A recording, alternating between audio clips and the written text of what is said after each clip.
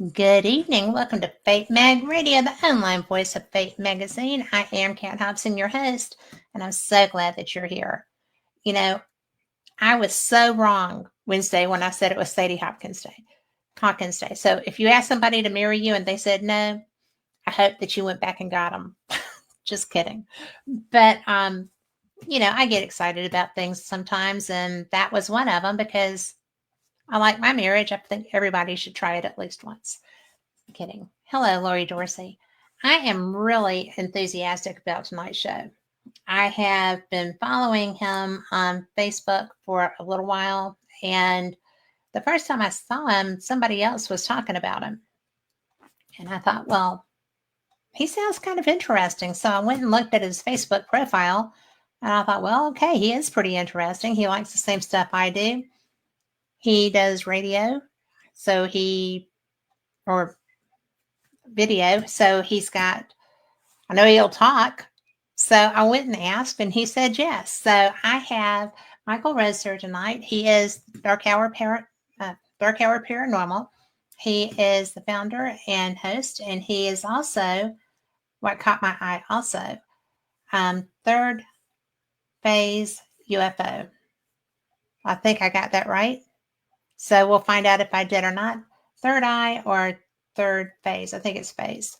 We'll just ask him. Michael, hi. Thank you for coming on. Well, hello, Kat. Thank you very much for having me on tonight. Well, I'm just really thrilled. I was involved with a channel called Third Phase UFO Report, which was a sister channel to Third Phase of Moon, just to clarify. Okay, thank you. Well, because I hate getting things twisted, and I thought, I did not clarify that with him when we were talking before. Should probably have said something about that. So, but you're pretty matter of fact, and I didn't figure that you would run screaming from the show. Hopefully, not yet. Not yet. It's early. So, but I'm really because of fate. Anything UFO catches my eye. I'm a paranormal investigator. I've done that since God was a child. But the UFO I've always been interested in because I've seen them. Hi, Linda. I've seen them, and the first time I ever saw one, I was going into sixth grade, and my dad had some friends over. They're paratroopers. They were Special Forces Green Beret 182nd Airborne Division, and they were all out cooking after a jump day. And I saw something in the sky that wasn't moving. It wasn't blinking. It wasn't doing anything. And I was like, Dad, what is that? And they all turned around and looked, and they all looked at each other and said, it's a helicopter. I said, no, it's not. I've been watching them all day. That's not a helicopter. And it was so funny because they were just kind of like, it is. That's a helicopter. Well, there were funky lights outside my sister's and my bedroom window that night that were not the right colors, right? So I just, I hid under the covers. I didn't know what it was. It freaked me out. And now I know, because sixth grade, I didn't know what a UFO was. And so that's how I got interested in them. How did you get interested? I've always dabbled in this field of esoterica as long as I can recall. I mean, big fan of Arthur C. Clarke, back in the 80s, going into the 90s. You had productions like Unsolved Mysteries and so forth. In those days, it was a little bit more difficult to find certain information, even on specific cases that we would consider infamous today. You had to catch one of those programs or check into your TV guide to see when something was playing. Otherwise, there really wasn't another way to go about this type of research. Yeah, sure, there were libraries that had some books, and I had some of those as well, but really things only could take you so far. That was my first real interest in this field as a generality, being that young and having some of that research that I could get into, and obviously the affinity for those productions. But I was having paranormal experiences, which I wasn't really aware that that's what it was until some years after the fact. Something as simple as, I was laying in bed one evening. I must have been about 7 or 8 years old, and my floor was the second level. and I happened to look out the window, and I saw something standing right at the window. It looked like a bear. It's the only way I could describe it. Uh, but this thing had to be floating in order to get up and sit by the window. And, of course, I went downstairs and told my parents. They were, oh, it's just a bad dream, go back up to bed. Um, but, some years later, I thought back to that certain retention that still sits with me now. And I look at it, it looks more like a Sasquatch face to me than a bear.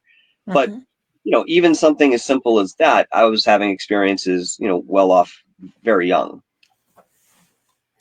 That's interesting because that's the one thing that I have not had show up and, in my wheelhouse. And I am so sorry. Somebody in Washington, D.C. is trying to get in touch with me, and I don't know who that would be. So, no, not Hmm. during. I thought that was off. But when you said that you realized later, were you freaked out that there was a bear at your window at the time? At the time, yes, I was I mean, frightened. that would have been so disconcerting. Yeah, as a 7, 8-year-old child, Yeah. with no real explanation, yeah, it was definitely an experience that, again, I remember to this day. Well, what what did you do? Did you hide under the covers? Did you scream for help? Did you? No, I just went and told my parents what I was seeing, and very matter of factly, I would say, looking back, I was looking for more of an explanation, but even more so that wasn't there watching me while I was trying to go to sleep. That was the most unsettling part. Yes. And there are people who have these type of experiences. Maybe it's not with a cryptid the way that I saw it. Perhaps it's with something extraterrestrial, something interdimensional, something that sits within that paranormal highway. Um, they find it in their room at the edge of their bed, sitting on top of them in some cases. So, I mean, it's certainly not uncommon for people to have these type of experiences, but I find that when they occur at a younger age, they can be that much more impactful as you go forward. Well, I would agree with that. They can actually alter a lot of areas of our lives. I, Hmm. I do this. Yeah, you do what you do. And it's interesting because anytime that I speak with someone, whether it's at a conference or, a public investigation or on the show, I'll ask, you know, what brought you into either, ufology or the paranormal? They're both paranormal. But Hmm. what specifically, why are you doing this? Why are you interested? And almost everybody has an experience. A lot, almost everybody is at a younger age. They were exposed to it. Something happened in their home. They saw a dead grandmother walking across or a dead soldier walking across Hmm. the hallway. I mean, it's, it really sticks with you when it starts, especially at a young age, because I got told that that wasn't real. Well, And yeah, that's the go-to. yeah. And, when I had my first ghost experience, I was sixth grade, fifth or sixth grade. Hmm. And there was somebody and I shared a room with my sister, and there was somebody between our beds, and nobody lived there except our parents. Hmm. And so that was like, and at that time, all but one of my grandparents was still alive, and I didn't recognize who that was. So that was kind of like, okay. And as I got older and I started seeing people doing this, research and investigation and just sharing, I was like, wow, there's people that'll talk about that, like you.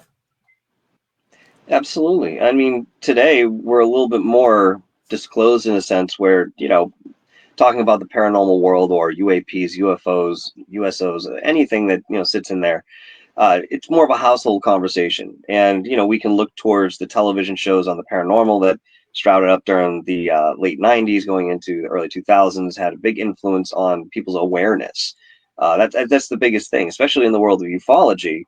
We just didn't have a certain awareness from the common person or the layman, the way that most people should be interested in this. And, as far reaching as it goes, that type of technology, who's had it, who's utilizing it, where we got it from. I mean, these are questions that should be commonplace. But again, today we have more of an affordance to be able to talk this way with less ridicule, because you go into work and you tell your coworkers, oh, well, I saw a UFO last night and here's what it looked like. I don't know what it is.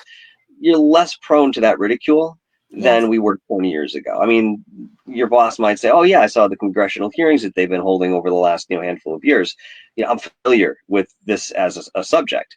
So we do have that in our back pocket, and it is progressive in that sense. So thankfully, we are still working on that line.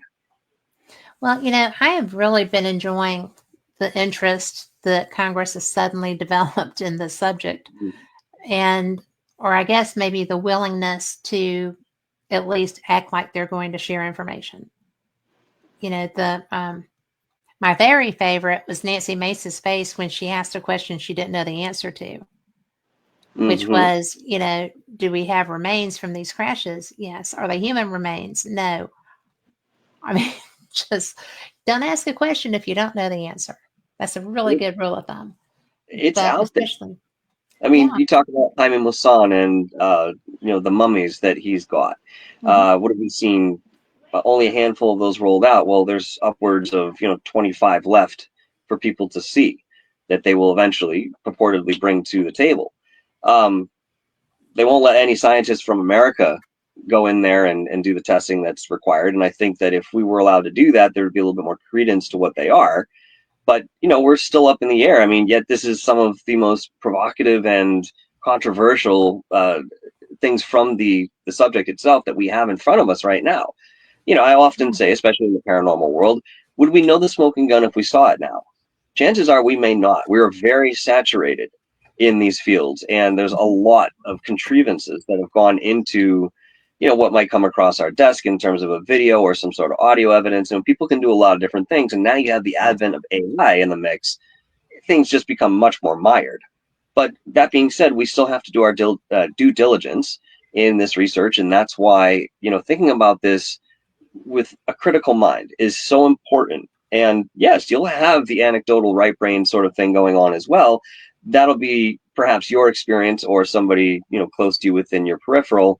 But Mm-hmm. that being said, we should always be looking towards the explanation that we, at least in whatever capacity, have to give ourselves when we're talking about these different aspects of this field. It's really interesting when you're talking about the anecdotal things. We have such an opportunity if people will step forward and take it. Because I interviewed, gosh, I guess a year ago, maybe a little more than a year ago, Jacques Vallée. He had written a new book with his co-author called Trinity about the Mm-hmm. crash prior to Roswell. And it was definitely a bizarre thing for me to talk about. I wasn't aware of it. And yet there had been a man that was reaching out to me whose last name was the same as one of the children who found who saw that crash. Mm-hmm. And he would never tell me what his background was. I was going to have him on, and I started asking questions, and he started pulling back, and I'm like, I need to know. I mean, I can't just bring you on if I don't know what your history is, because Mm-hmm. again, I did not recognize that name. And when I was reading Jacques' book, I was like, I'll be darned. There's that guy. That must have been his dad or his grandpa that interacted with the being that had survived the crash. There were, I think, three of them, and that they all ultimately died. But it was a few days before the military showed up, and they only came because their telegraph tower had gone down. They couldn't communicate, so they had to follow the line to find where something was broken, and they found a UFO Mm-hmm. crashed with two dead bodies and one dying. So, and the kids watched from a hilltop. The reason they saw it was because they had snuck out on horses. I mean, to go out and do a sneaky horseback ride at night. So, things like that I love that, because it's always somebody that's just in a random spot that either they weren't supposed to be in or whatever. But, because those kids were out there on their horses and trying not to get in trouble, they watched the whole thing being very quiet to make sure nobody showed up. You So, know, there's a couple different things you could think about this. I mean, it does seem like randomly they're in the right place, the right time, wrong place, wrong time, however you want to look at it. And yet we do understand from people who have interacted with extraterrestrials purportedly, or have continued contact in certain ways, that yeah. there's a very stark nonlinearity that goes into some of the existence of these beings that they encounter. And they probably know far more than we do in an intuitive sense and know how to utilize that as become part of their natural course to whatever degree that body has the capability of doing so. um, it's been said in many different ways that if you've seen a UFO, there's like a 90% chance that you've been abducted before, you just don't Yeah. recall. Again, this idea is that a lot of us are being utilized in that way, and this is something that's been going on for as long as anybody can remember. But that being said, you bring up certain names here and individuals that have had experiences so long ago. It's really important that we sit these folks down now to Mm-hmm. whatever degree they're willing to cooperate, because they're a dying breed. Calvin Parker, Yes. Travis Walton. I mean, these are famous cases that ufology will be talking about for the rest of time. I mean, it's the foundation of what we've had to work with since we've ever turned an eye to the sky this way. And keep in mind that these are all modern interpretations of Yes. what's going on. We see in ancient history and lots within petroglyphs, hieroglyphs, and so forth that there's a possibility that we had a relationship with certain extraterrestrial species, and it wasn't so uncommon or out of place that we knew that there was life in the universe and that we had interactions and influence perhaps in both ways. So we're very much, at the end of the Yuga cycle, which lasts about 26,000 years in certain terms. And, thinking about it as a clock, if you see that 0 point up at 12, coming down to the 6 o'clock point, within the energy and transitions that happen in the earth physically and the life that's there's a consciousness that can be quantified to a certain degree within this phenomena.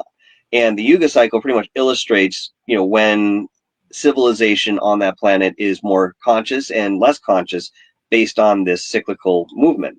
And we've just kind of crested that 6 o'clock. So if you were to think the dark ages, no written language, you know what I mean, people are speaking in tongues, poverty, I mean, tumult, you name it, that dark ages, that's the bottom of that cycle. So we're kind of swinging up towards the 7 o'clock point, and yes, we have quite a ways to go, but We do. within this trajectory, we're headed up in consciousness, and more information like what we're talking about will be revealed.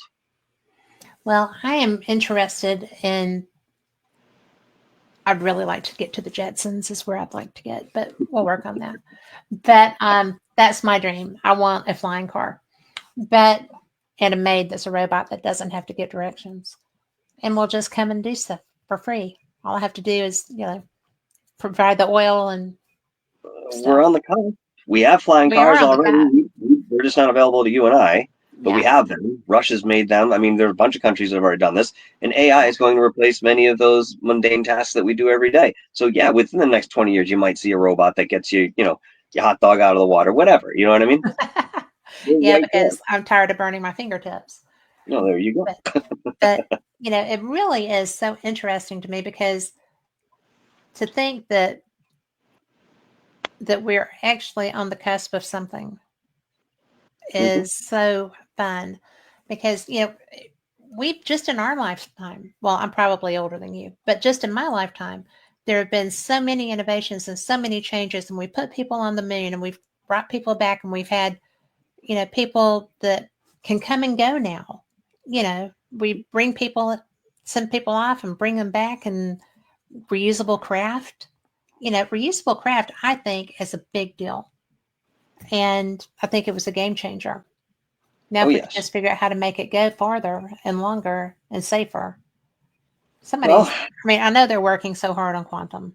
They're trying to get that time frame grooving. And I think probably there is. Are you familiar? I know you are. You've done this forever. Are you familiar with the 20 plus 1? program? Plus one sounds very familiar. It's where, ostensibly, it is where the military utilizes people, sends them forward, and so Oh, yeah. they're Like a gone 20 and back sort of thing. Yeah. 20 and back. Yeah. And what do you think of that? Do you think that's a thing? This is difficult because in starting to talk about this, you have to entertain the possibility of tangible timelines that Right. are not the standard one that we're caught in zero point 0.2. Going into my research and experience with the Montauk Project and other Black projects that did similar things, I do understand that this is very much a possibility and has been utilized in certain ways. But the technology and the methodology to achieve such a thing, number one, takes an enormous amount of power. And when you look into the Montauk Project as an example, we see that they did have certain power that they could have generated to possibly create something along those lines in terms of affect. Um, but in speaking to a lot of super soldiers that claim to have been out on multiple campaigns or very specific details about life in battle and within military factions, I will always entertain those because I can't disprove it. Right. I've had people come to me and say, I remember you from X mission, this and the other thing. I don't remember anything super soldier oriented. Doesn't mean it didn't happen. I just don't recall. And yet I'm readily able to pull up certain memories when it comes to Montauk. And I wasn't there the way that some of the participants or those that were forced to participate were. I was in a different faction of energy that, if you want to, we can go into that. But, Oh, long you story do. short, I mean, it's up to you wherever you want to take it, we can go. But, to get back to your question there, I would have to say that there is validity until I can prove otherwise. That's how I feel about that. So, have you actually spoken with any of the individuals that were part of the 20 and back? Yes. I have Yes. too. Multiple individuals. Yes. And I felt like when I spoke with them, I felt that they were very genuine.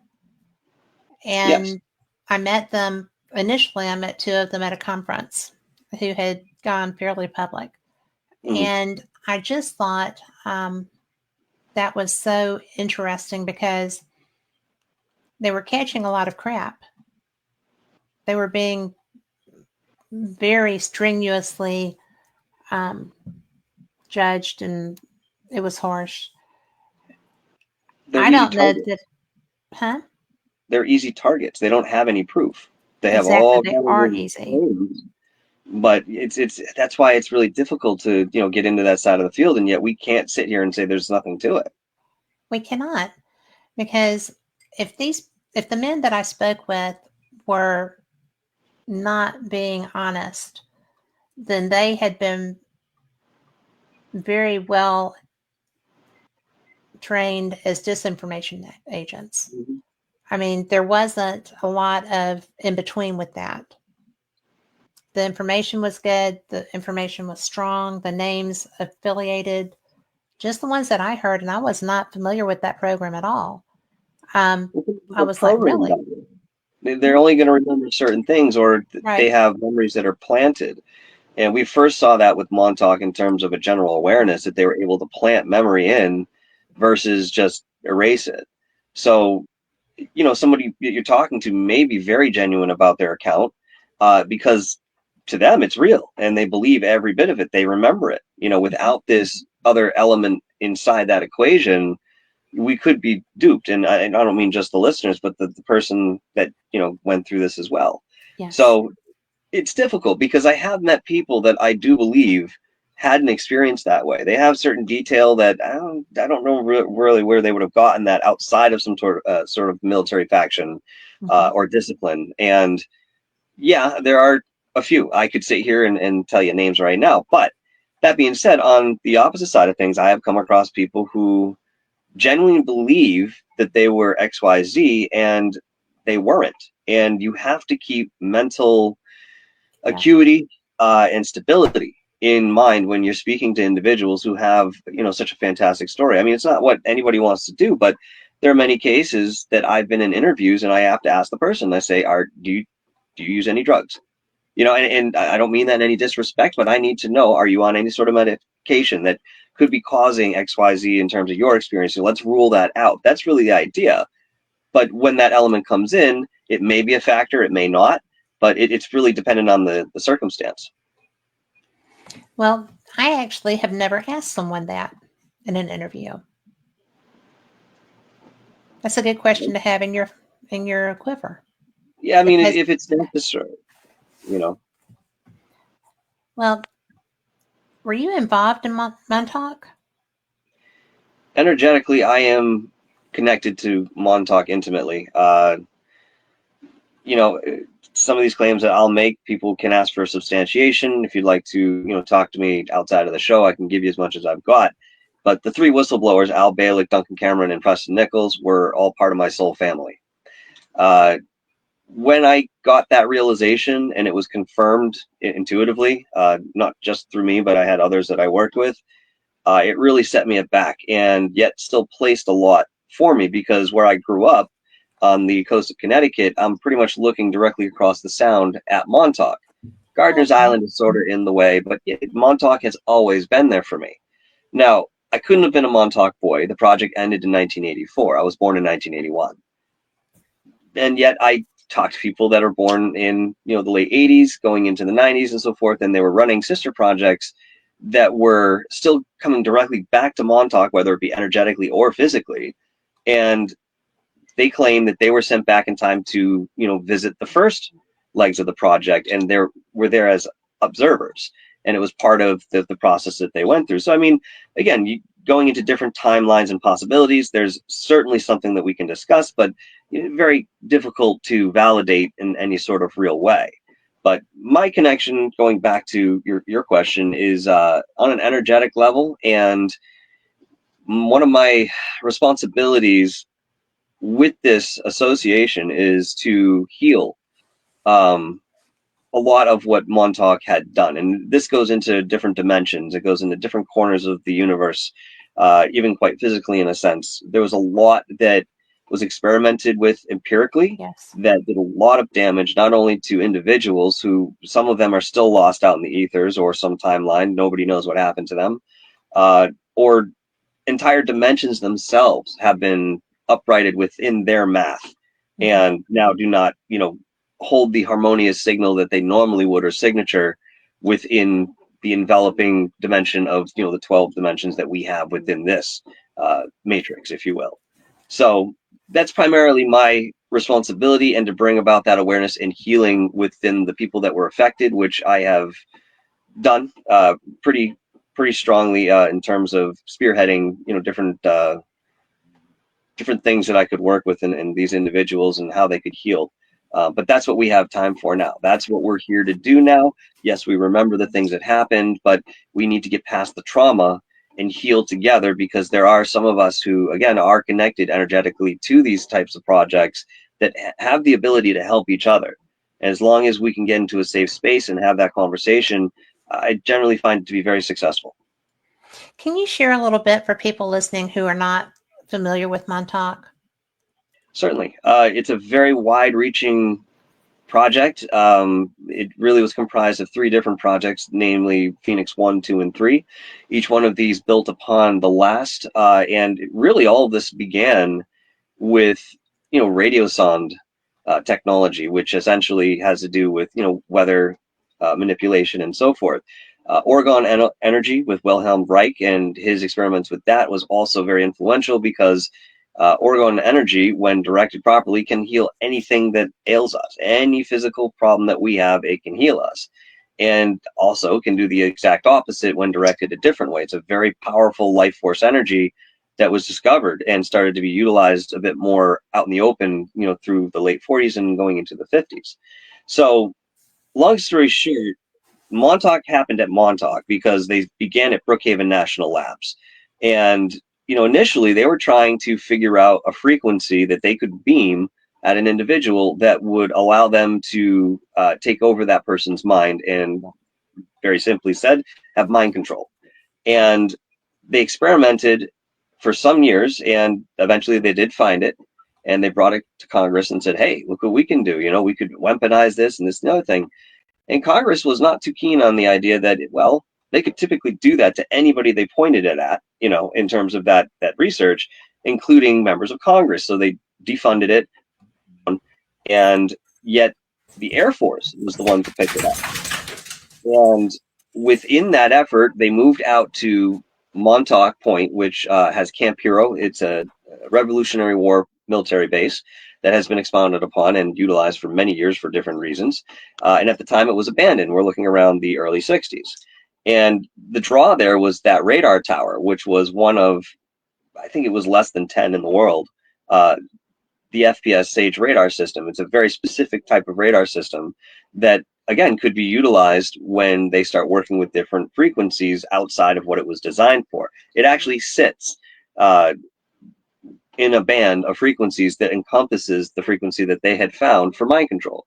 If you guys want to know what that frequency is, it's out there. You can find it, but I'm not going to mention the exact measurement of hertz over the air here, but it is out there if you're interested in going into that science, because there's something behind it that's also expressed that I'm not going to go into at the moment. So from there, they expounded upon the mind control, which led them into discovering that with enough power, they could actually start opening up portals to different dimensions. So they would just be throwing people into these things to see what would happen. If they came back, if they didn't matter. It's empirical. Get somebody else. Oh, this one died. Get them out of here. Get another one in. Very soulless. And Of yet, course, our government would never be involved with that, right? What's that? I said, of course, our government would never have that inclination at all. Yeah, of course, right? But the funny thing was, the traditional government that we are familiar with was not entirely aware of what they were doing. And if you watch my documentary, the second one I did on Montauk, called "The Time Is Now: Lost Souls of Montauk," it opens up with John D'Souza, who is responsible for the X-Files. He was the one who had the real files, and that was. And when he read his first book, we became friends, and we've been friends for a long time now. It's fascinating to me. But I digress. No, but I do know who you're talking about in his place. Yeah, he's a fantastic guy. I've known him through Third Phase of Moon, more or less. I think I've spoken to him on the phone maybe a couple times throughout the years, but yeah, I mean, they asked him to do this favor for me and sit down and talk about Montauk to the best that he knew, and he did. But again, here's a guy who was in those military factions, and he had the ear on that, people were doing stuff down there, and he could hear some of those details of time travel and going into super soldiers, which was like the latter part of that program. They kind of figured out how to make that work. But let's just put it this way. If I were to sum it up, it was a manipulation of time, space, and energy, with a focus on mind control and seeing what limits the human body, the emotional body, mental state could take, and then drawing lines, similar to what the Nazis were doing medically during World War II. It's actually fascinating to me because when I started talking to people that had a background and knowledge of this, I was so surprised. I did not understand, and I was angry that things like that were allowed to happen and happen frequently. I mean, there's been more programs of that nature than anybody would ever want to discuss. And they've been, I mean, they've had moderate, all of them, success rates. And nobody has ever really been held accountable for doing goober things with that. And for lack of a, my technical term. But it's really horrific what happens under the guise of improving things and under the guise of science. We just had a large part of the world population wiped out by a virus that was allowed to be released, and nobody knew what to do with. And No, and there were you a lot don't, of thoughts. Yeah, when you play yeah. with science, you know, it's tough sometimes. And there's I rarely understand. accountability for that. There's definitely got to be accountability. The problem is a lot of these things happen within privately funded Yeah. factions, Yeah. and again, the governments really don't have any say or knowledge about it. I mean, take anything that's retrieved. Sometimes. Okay, Yeah. if you Yes, picked up that's by true. Skunk Works, Lockheed Martin, if you pick up by any one of these independent military contractors, and once they have it, they don't have to tell you, and they don't have to tell the government. They don't have to tell anybody anything. They're under no legal obligation to share that. So when you have that type of isolation and um, succession, you know what I mean? We're going to come into some hiccups here in terms of how we get certain information or what's being released to us, what we're allowed to know, the reason that they're still keeping it secret. I mean, so many other things come up when we look at this a little more deeply and realize who has the reins. Yes. And it's always the man behind the curtain that's the most dangerous. Yeah, I mean, these people don't abide by the law like you and I have to. It's not a faction of their life, it's not an element, and they therefore live completely separate realities than we do. Very much in a defining sense, the way that the rich live versus the poor. I mean, it's that great of a gap in terms of what they know and utilize versus what we do. Yes, it's very frustrating. I want all the toys. I Yeah, want well, all no, the no. access. I want all the access to all the toys, and Mhm. especially the travel that I understand is available. So I think that would be just fantastic. Well, I mean, Well, they're already proving time travel on a quantum level, yeah, level publicly today. So yes, the next thing will come out and roll out. I mean, we're so far behind in what we have for knowledge. I've had, people tell me that we're well beyond what you can imagine in terms of the technology we have. And I said, wait a minute, I can imagine time travel. I can exactly. imagine teleportation. I can imagine a lot of different things. You're saying we're beyond that. And that person told me, who was higher up in the echelon of the Air Force, yeah, that's where we're at. He goes, any of those things that you can think of, the Star Wars and Star Trek, all that stuff conceptually, it's all been done.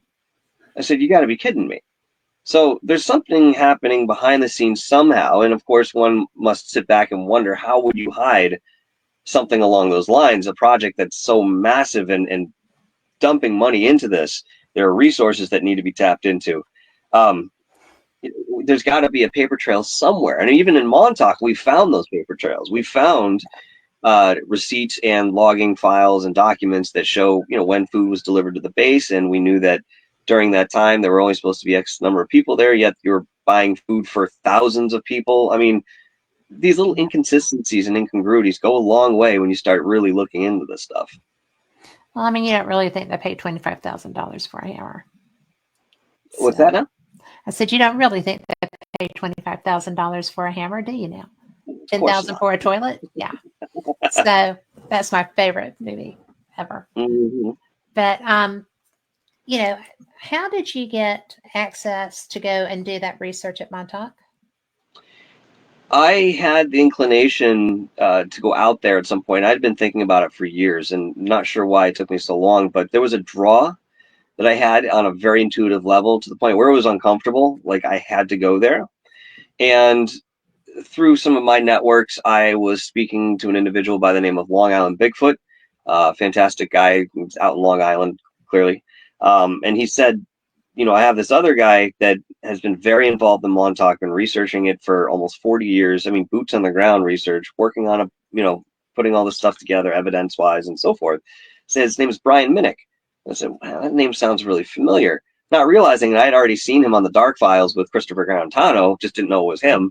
So I got in touch with him, and at the time, he either just started his channel or he wasn't really putting too much effort to it, but he had all this evidence he was literally sitting on in his room. I said, man, you got to do something with this. So within those conversations, we began, throwing things back and forth. And I said, look, I want to do a documentary on Montauk. Um, we knew Peter Moon quite well. In fact, Brian's better friends with Peter than I am. But I said, if we could get Peter to come down to Montauk with us, I mean, again, these people are aging very rapidly. There's not going to be Right. many chances left. Peter's a busy guy anyway, but he was able to accommodate that, and he came out and we ended up, filming over the course of 3 or 4 days, and that was the first documentary that I had put out on that. But yeah, with my relationship with Brian, we realized how much of a passion we had for the truth that was very much wrapped up in a lot of disinformation, legend, and lore, and yet Brian had been going to this base collecting physical pieces of it since the 90s, early 90s. And nobody else out there has done research like that on Montauk or Camp Hero. So it was a natural fit for the both of us. And then, Michael, who is Long Island Bigfoot, has always had his own interest, but it doesn't go as deep as, what Brian and I are trying to accomplish. But he always comes on and enjoys the trips out there with us. But, it's nice to be out there. And yeah, the area feels very strange. And if you know more about what occurred there, sometimes it lets your mind run a little bit. But there's a lot of history that goes into Montauk, and there's a reason that it is what it is in terms of a focus. I mean, just to say, for example, Pharaoh. The name Pharaoh, the surname, which we associate with Egypt, is only found in one other place in the world in our history, and that is in Long Island. Yeah. Okay. People say, well, why? What's the connection? Not realizing that when Pangea was around, Long Island was snuggled nice and tight right there with Egypt. It's literally the same earth that Egypt is. It's just migrated over here. So there's that very distinct connection with the core of that material. And then the cultures are also in that mix as well. Look, when the settlers came over here and they went to Long Island, they noticed that there were pyramids everywhere, some really big ones and some smaller ones. So they went to the Native Americans, the Algonquin at the time, and they said, how did you guys make these pyramids? And they said, well, what do you mean? Which ones? And they go, either of them. You got big ones, you got small ones. They go, well, we didn't make the small ones, but we made the big ones. And they're like, oh, well, who made the small ones? And they pointed up to the sky. They said, oh, the people that come from Mars. Yeah. They said, we don't like them much because they come down here and they take our women and children, and they set up these little pyramids that have something to do with a grid that deals with their electricity the way that they're using it. No real explanation from them, but we find similar stories with the Dogon tribe down in Australia as well. Yeah. So there's a lot that goes into the history of Montauk that makes it much more significant outside of the project, but also very coincidental, I'll say, that they understood the synchronicity of that energy in the land, and they were able to put the project right where they needed to, because that plays a large part in what they were doing too. It had to be about location, it had to be about timing and celestial formation. Like all of that went into this, that whole occult side of things.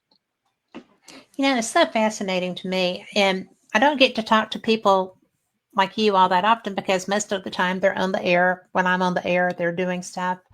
Mm-hmm. But I find it so interesting that utilizing things that aren't supposed to even be real, okay, when they're using celestial mathematics, as it were, and energies, and the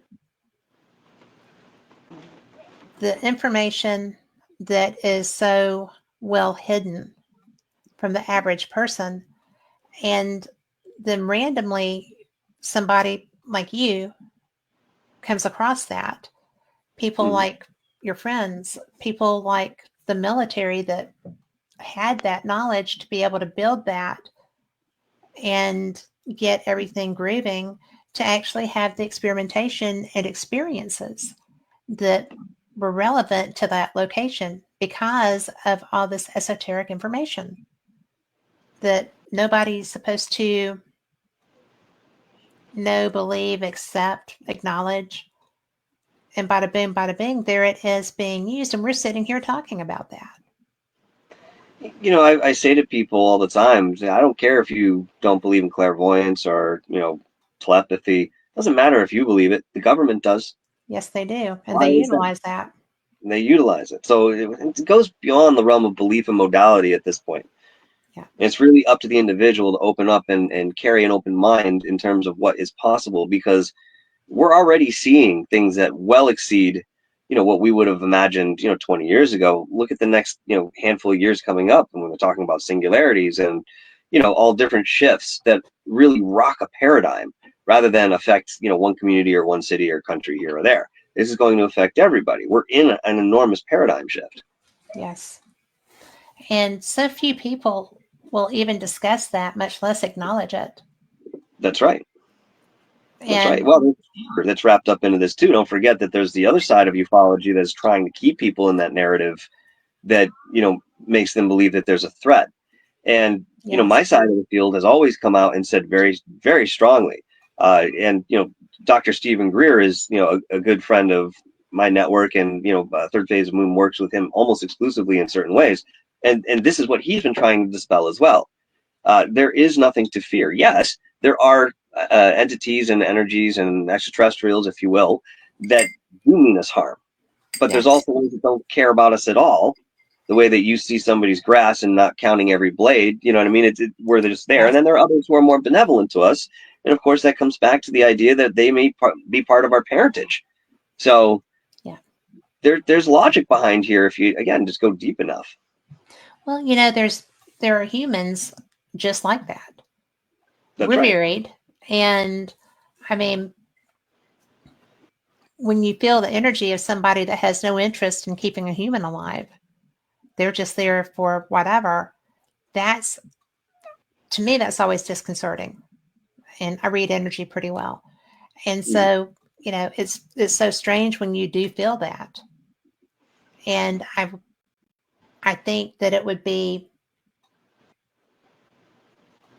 think it would be freaky to have another species that I came across that felt that way to me. I wouldn't know what to do.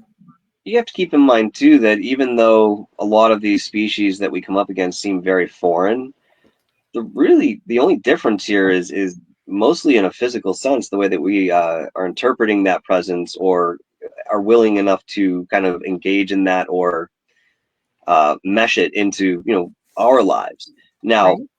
anytime we find a new species of animal on the earth, you read an article about it, you're like, oh, that's cool, spider with 1,200 legs. Okay, neat. And you just sort of move on. It doesn't really affect you, all right? Unless you live in that country of Australia Kind when of you rocked my find, world just yeah, to contemplate that. So, right. yeah. I mean, yeah. Ah! No, So sleep I would, well. With that being said, uh, so people have seen extraterrestrials, we'll say for the sake of conversation, that look like praying mantis, or they look like cats, or they look like lizard people. And the only difference between the way we've evolved and another species from somewhere else has evolved that holds that facade, if you will, is that was the evolutionary path that they took. So supposedly, when we were created, they the 6 to 8 species, I think, that were involved in our creation, took minerals from the earth, and of course we have those present in our bodies. But they also took DNA from, apparently in this case, the apes. So we went a very mammalian route, and we have similar characteristics to the ape. It doesn't mean that that's where everything comes from. It means that that's part of our DNA as well. That was part of the mix in the equation. In other spaces where these cultures are developing, again, maybe the lizard was the most conscious entity on the planet at that time, and that's why they decided to use that DNA. Or maybe it was the praying mantis or something akin to it. So these energies are us. They are us wearing different suits. And that's one of the things that we're going to have to understand and then ground into in terms of reality, is that we have a universal family the way that we have a global family. I agree with that. It just blows my mind because I had I had a guest at one time, and my one of my audience members was like, "Oh my god!" But she reads and she does your backgrounds and things of that nature. And she came up one during a show and she was like, "Well, your background is something that would bother people, and I don't Hmm. really want to say that." And I said, "Well, now you've opened the can. You're going to have to tell me what this is." She's like, "Well, you have a reptilian background." And I'm like, "Well, yeah. I mean, that's not freaky." And one of my guests, one of my listeners, was like, "Oh my god, my friend is reptilian," and I was like, "I haven't eaten you yet. I think you're okay." But it was really an interesting conversation because I had not recognized that Kimberly was going to be bringing that to the show. So that was lots of fun Kimberly because, O'Connor? huh? Was it Kimberly O'Connor? No, it was Okay, I Kimberly wasn't sure if McGregor, you were talking about the same person. All right, I figured I'd ask. but it was really funny. But we have a question for you in chat. Are Hmm. you up for it? We'll have to come back to this topic. As a kid, did you ever play or make a game called Buckets of Blood? What's it called? Buckets o' Blood. No, I can't say I did. Okay, Sorry. then No? I don't know what that question was for, but it was from Linda Judd, who said that you've been on with her. So that That's was. really nice. I just figured that it was something from that show. So I on don't Dark Horse honestly. Paranormal. I don't remember. I mean, I remember Dark Horse Paranormal. That was we'd had a fantastic time. But unless I'm given a little bit of detail, I've been doing this so long. I don't really remember what shows I've been on. I'm sorry. That's fine. I remember Dark Horse Paranormal. I absolutely remember Yeah. those. So now we're going to have to find out what Buckets of Blood is. So she's going to have to put a dissertation in the chat room. Okay. So, I'm well, waiting the day to death. we'll be waiting. We'll be reading it out loud, Linda. Go ahead. But why is this something that you have? Because you're very involved. You work with Stephen. You work with so many people that are, I think, really interesting humans in this field. What made you feel so strongly that this was the way that you wanted to go? I mean, the CE5, I love that. In fact, my guest next week is Costa Macraeus, who is very involved in that. And so that's not something that people take lightly. And I Right. assume that you don't either in your work with that. That's How correct. did you get so involved with Stephen and get all of this stuff grieving? A lot of it has to do with timing and just people that I've met along the way. In starting going from radio to YouTube was not something I had intended to do. Mm-hmm. But I was told at a certain point by an individual that this is where things were going and that you kind of have to. I'm like, heck, being old school, I want to stay on radio. That's what I'm familiar Right. with. But I eventually, found my way in that and became natural. But it all kind of started, I think it was like my third or fourth show that I was doing. I was at my house and I went into the kitchen to wash my hands. I'm trying to think, what show I should do, who I should do it on. And I looked over at the soap and it was Meyer's soap or whatever. I'm like, oh, Billy Meyer. Let's do a show on Billy Meyer, right? So old Yeah. case, but I'm still cutting my teeth on YouTube, so that's fine. So I get on there and I absolutely talk terribly about Billy. And I was like, yeah, look at this photo. He's holding a string over here, blah, blah, blah. I'm just going off, right? I don't really think many people are listening to me at this point because I'm a new channel. I don't have many subscribers. And sure enough, Michael Horn, the English speaking ambassador for Billy Meyer, found Mm-hmm. me and listened to the show. Well, I got a very comprehensive email that I will only say left me with an earful, and that if I I wanted to know the imagine. truth, I was to contact him. And I said, all right, fine. So I started talking to higher caliber guests, I would say, early on, because this was sort of something that gravitated towards what I was doing. And yes, COVID, again, going into the timing, that did play a part in what people were able to do in terms of availability. Right. So in going through this, I ended up meeting a very, very close friend of mine today. His name is Rich Giordano from the channel Goofon. And, this guy has over 10,000 hours of watching the sky. He's very versed in ufology. It's what he's always done. So we very quickly became friends. And it's around the same time, he started working with Third Phase of Moon. And, that seemed like his gig at the time. And I'm kind of sitting back peripherally. I'm like, okay, cool. And very slowly, Third Phase of Moon kind of wheedled their way into my life. And it was one evening that, Rich says to me, he says, listen, I'm going to call you after, the show tonight and Third Phase wants to talk to you. I said, oh, wow. Okay. So I get on the phone with them and they asked me to be a panel member and, attain certain responsibilities within their productions and, maybe even travel at certain points and help with the documentaries and all that. Yes, I'm absolutely flattered to do this. So we ended up cultivating a friendship very early on, which put me into contact with other folks, including Stephen Greer, who I have not actually met in person yet. Oh, It's been a very peripheral relationship I've had with Stephen, working very much with Third Phase of Moon. I've done various jobs behind the scenes that involve him as an individual, but he's also somebody who's really difficult to have him sit down for a minute. So, I mean, the fact that Third Phase That's has cut true. 4 or 5 documentaries, featuring him has really been something that nobody else has really done before. So, yeah, again, just to answer your question there, it's a lot about the networking that I've done and the relationships that I have developed that have led me in different directions in getting to know certain people that I may not have the opportunity to know, otherwise. Yeah. I think that what he does is so important because being able to bring acknowledgement and experience to the general public is what's going to move this field. Mm-hmm. And I think that's so cool. So I I have I'm a deck sitter, a hammock layer. I have dogs. I'm outside all the time, Mm-hmm. and I have a really good area of clear sky. And it's amazing what you see if you're just sitting outside, Oh, yes. and day or night.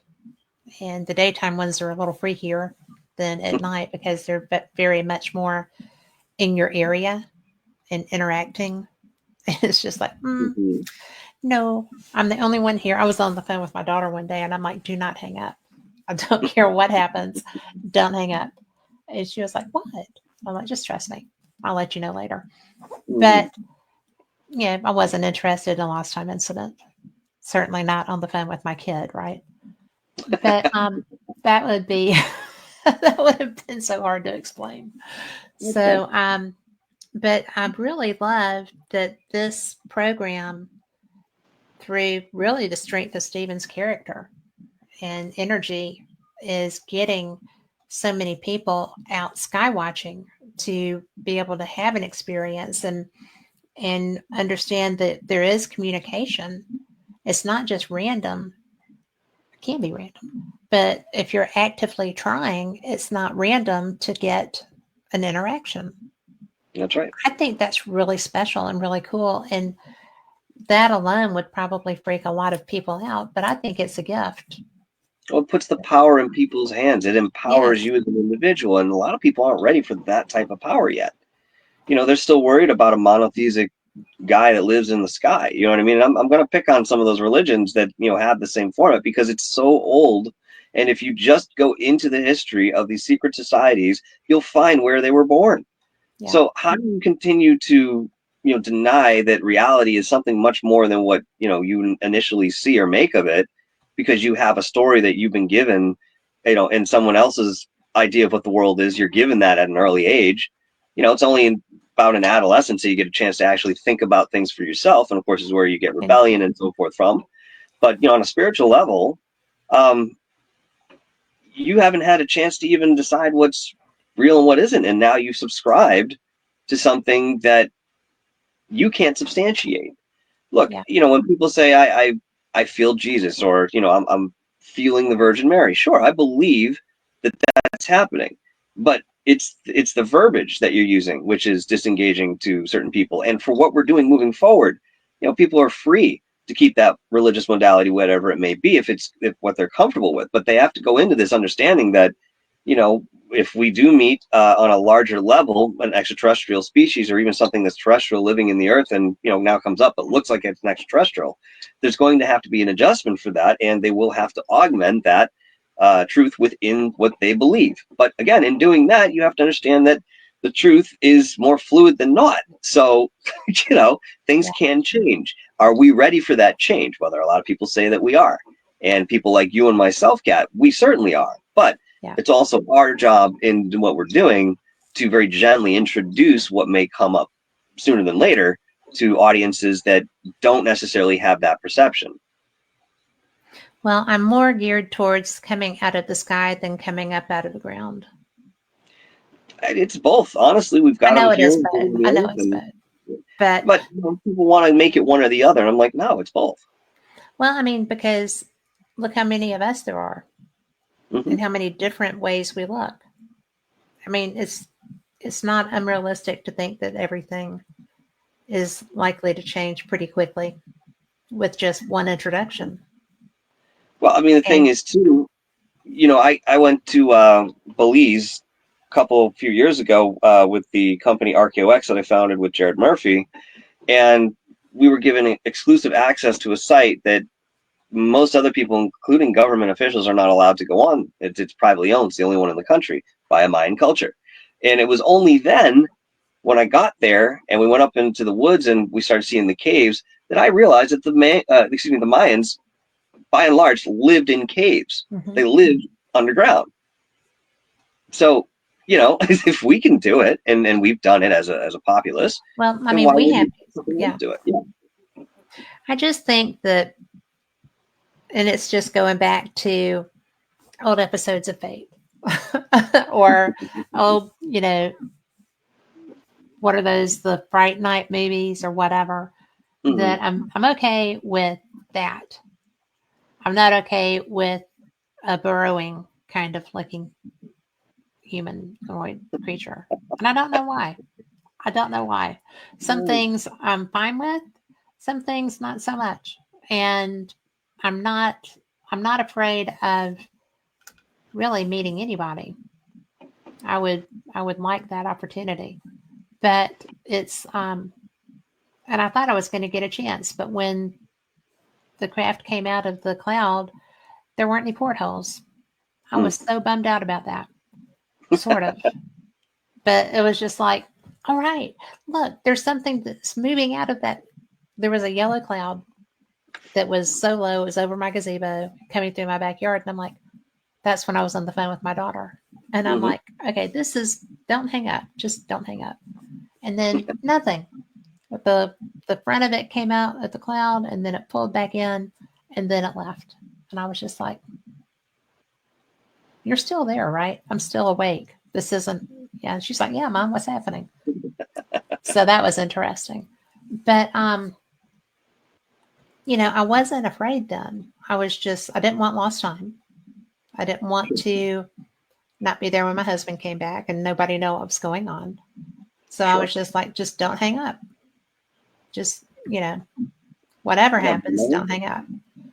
And so it wasn't like I was, and every time that I have tried to report an incident to MUFON 3 different times, their system never accepts it. That's MUFON for you. And I actually called their, director of whatever and said, look, I've tried to report something 3 different times, 3 different incidents, and your system doesn't work. It's terrible. 3 times. And he was like, well, you need to put that in work. I said, I'm trying to do it. So now I'm reporting it to you because you're over that. So that didn't go over well. But we were friends. So, he didn't hate me forever. So it's really interesting to me that I'm just this random chick, in the southern US who's seeing things and experiencing things. And, I actually got very excited once because I thought I was seeing the starlings. I'd never seen them. So I didn't know what to look for. And what I saw were 2 illuminated barrel looking things that were moving together. And I have an air refueling wing base near me, which was pointed out to me. I was like, I know what they look like. They don't look like, toilet paper rolls, short toilet paper rolls that are illuminated from inside. They're craft, and only one end is lit on both of them, where the nozzle comes out and where the receptacle is. That's how that works. So I was told that, nope. And a MUFON expert told somebody in front of me when they saw it that, oh, well, that's Starlink. So that's why I was excited thinking it was Starlink. So, Usually there's they're some, string of lights. well, I've seen them now. I mean, I was, Mark D'Antonio was doing a thing at Contact in the Desert with the, Skywatch, which is his bag. And he's very good at it. I didn't mean to sound derogatory. I think he's brilliant. But I got to see them. And so now I know what I'm looking for. or what I'm seeing when I see them. But it was so, I mean, I was so excited thinking that was Starlink because that's what he told that guy in Phoenix. Hmm. And I was like, all right, this is so exciting.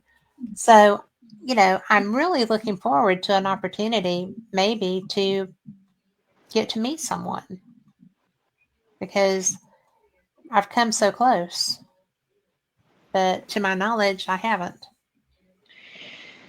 Out of all the experiences I've had, I can say that I don't have one in recollection where I came into direct contact with an extraterrestrial up until recently. Um, so I did an interview with Dr. Jonathan Reed about a month or so ago. Maybe it was almost 2 months now, about a month and a half. And one of the things that he told me off screen was that occasionally people that interview him get a visit from his alien friend Freddie. And I said, all right, that's fine. I'm okay with that. Cool. And it was just sort of a warning, and I'm like, all right, yeah, no problem. And we continued on, talking about something else. And sure enough, there was a night where I was playing some mini golf on my Oculus with a friend of mine, and I finished up. And as I put the Oculus down, I turned around and I saw, for just a brief moment, uh, what looked to be some type of extraterrestrial sitting in my chair, and then to the left of him were three other beings that looked like ribbons of light. So they Oh, didn't how look anything cool. like him if they were with him. And as I kind of gathered my senses for that half second that I saw them physically, I realized that I was having a conversation with them that was deeply involved. It had something to do with spirituality, and that the conversation was now over. And whoop, that was it. They all just disappeared in front of my eyes. Oh, And I wow. stood there scratching my head saying, wait a minute, did I just see what I think I saw? And I'm trying to feel this out. And as I talked to a friend about it afterwards, he says, did you feel threatened? I'm like, no, they felt like friends. There Yeah. was everything natural in between us, but apparently while I was playing Oculus, going into these other timelines and Right. thoughts, right, I was having a conversation with this one and whatever those three were over there. So that's the only time I've actually had that experience. I have yet to tell Jonathan. I have him coming on again on Tuesday night, so I'll be speaking with him off camera about that. I'll be Um, listening. yeah, I'll be curious to see if there's any sort of corroboration in the visits that he gets. But yeah, outside of that, I've never really had an experience. I mean, I've seen UFOs. I've seen the traditional Bob Lazar sports model. When I was 19, I saw that. Yeah. Then I saw a PR3B when I was in my mid 20s. Um, but yeah, nothing in terms of real interaction with a biological entity. Well, you're the only person I have spoken with who has seen the light beings. I think that's interesting. I didn't know what to make of them. And even today, if I were to sit down and draw them, there was something very etheric about their makeup, wherein I knew that they were there, they were utilizing the space that they were in, and yet they weren't. So there was something about that physiology that I can't really put my finger on, but that's the best way I can describe it, like thick ribbons of light. I mean, the ribbons were about this thick and, went up almost like it looked like a stick figure with no head. Oh, wow.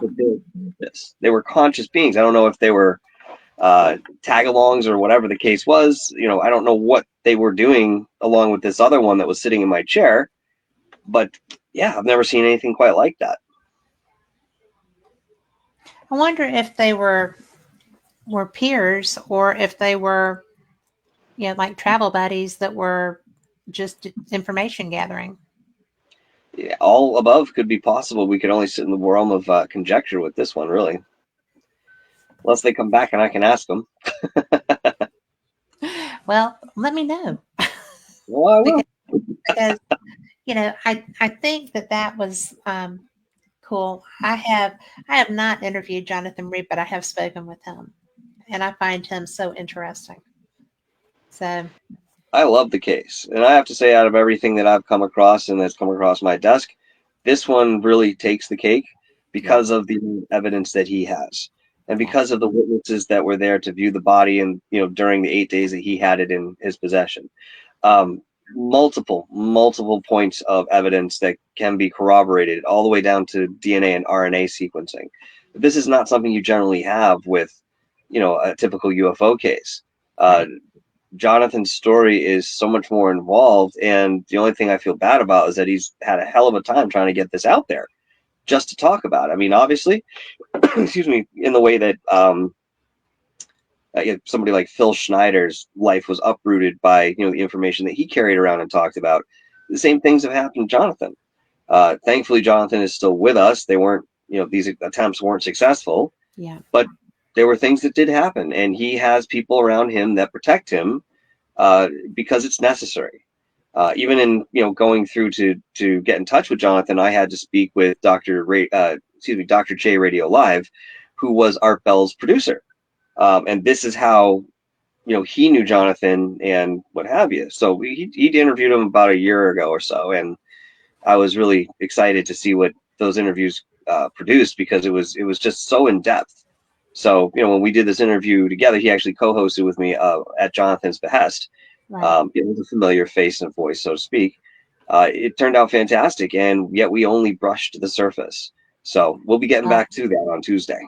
Well, I will be listening. I just find his case to be so interesting. I think that you have a lot of contacts that I enjoy, so I am catching up. Is what I'm doing. So, well, I just found you fairly recently, so it's I'm so glad you interesting did. to me. Huh? I'm so glad you did. I am too. Well, what do you think is why do you think that Jonathan's case has been so buried? It's a product of its era. If this happened today, it would be a lot more difficult to cover up. But again, just like Phil Schneider, I mean, he had something that certain parties did not want others to know about, and for all we know, there might have been some involvement with that conviction and determination. But it's one of the most compelling stories that's out there, and it's not easily discredited because there's so many different facets to this. I mean, how many other UFO cases or interaction cases that you come across where somebody has a physical artifact from their interaction, and they can wear it, and they go on public television, live television in Mexico, and demonstrate the thing, making them disappear? Look, I understand all manner of camera trickery, but this was performed in front of a live studio audience. Yeah. So again, Jaime Maussan was present. There are multiple witnesses to corroborate what Jonathan claims, even in the most fantastic of ways. And that, again, is something we just don't have in other cases that perhaps should. Well, I think that he's been done very poorly. Oh, absolutely. That's intentional. It's just, it was so traumatic. And I feel like it would have been so traumatic. So, not many people would have survived. No. Jonathan's a true warrior. Yep. But, so, where do you see yourself going with your next phase of research? What is your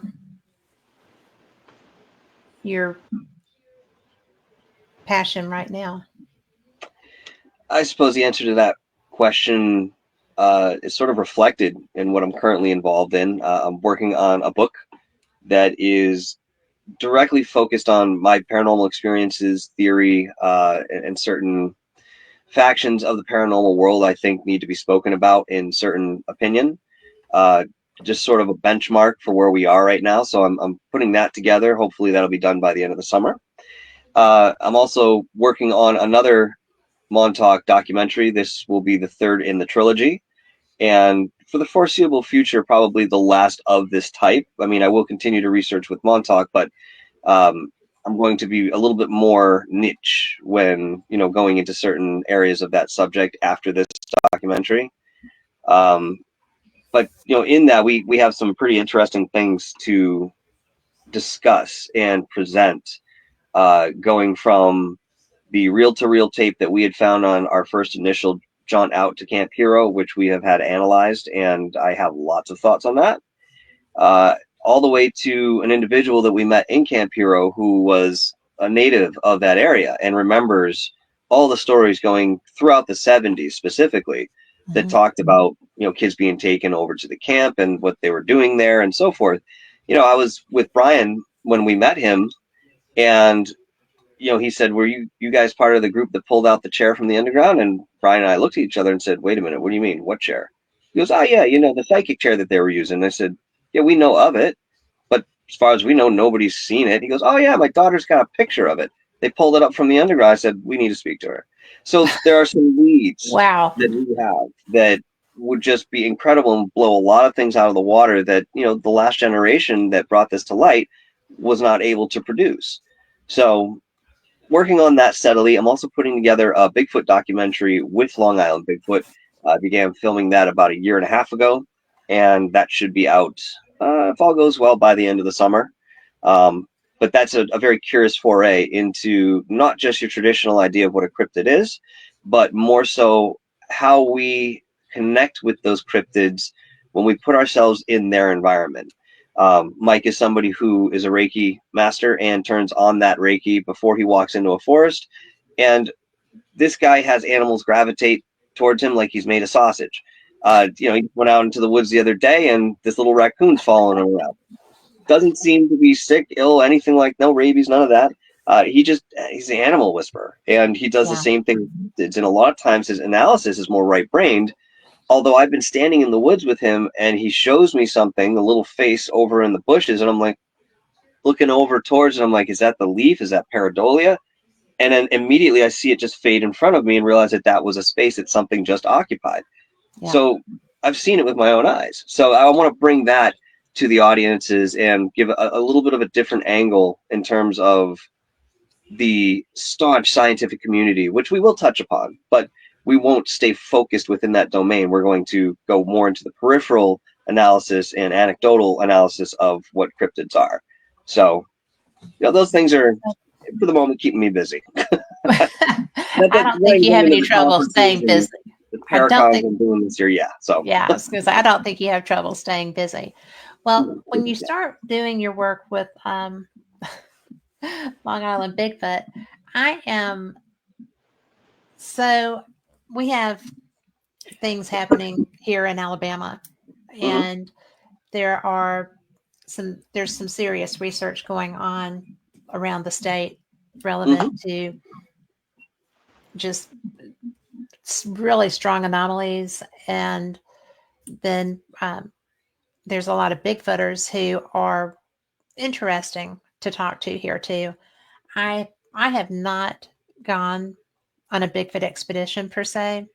It's not something that I've ever felt pulled to do, but I'm so curious. Have you had many cryptid experiences? Not nearly as many as I've had with the paranormal, if we were to make a distinction, but yes, I have. The first time I really came across a cryptid, I was planning to go camping with a girl I was with many years ago. I think I was maybe 25, 26. And this was a state park, what have you. And I'd been there before, but we're walking up the trail in the pitch dark, and there's a body of water to our left. And I start hearing these small stones being thrown in the water towards us. So we stop. I'm like, "Do you hear that?" She says, "Yeah." I'm like, "What do you think that is?" She's like, "I'm not sure. That's weird." But we continue to walk. I continue to hear these stones being thrown.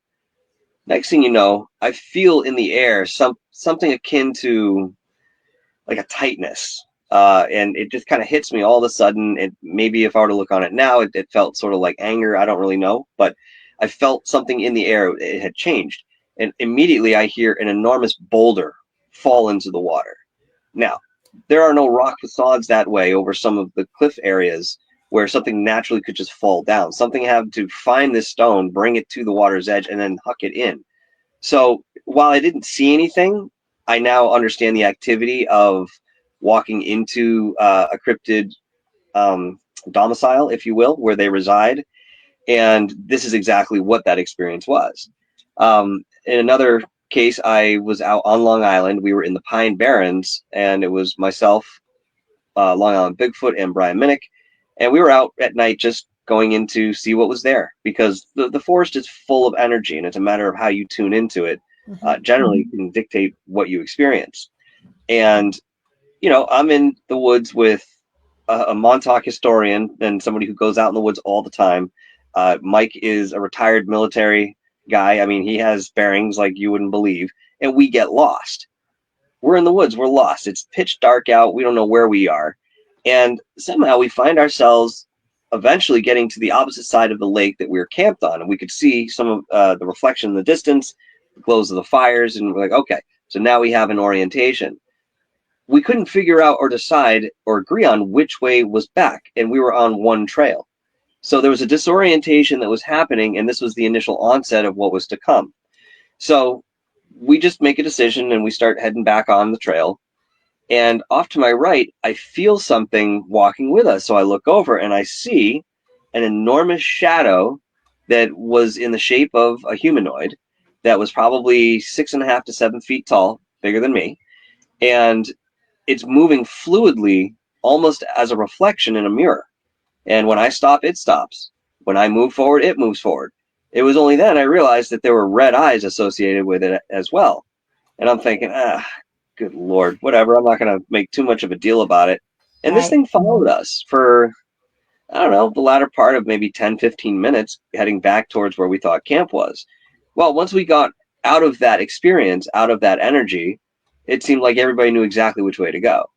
So there was something acting on us, and maybe it was predatory, maybe it was observational. I couldn't say, other than the fact that we didn't feel threatened, we didn't get attacked.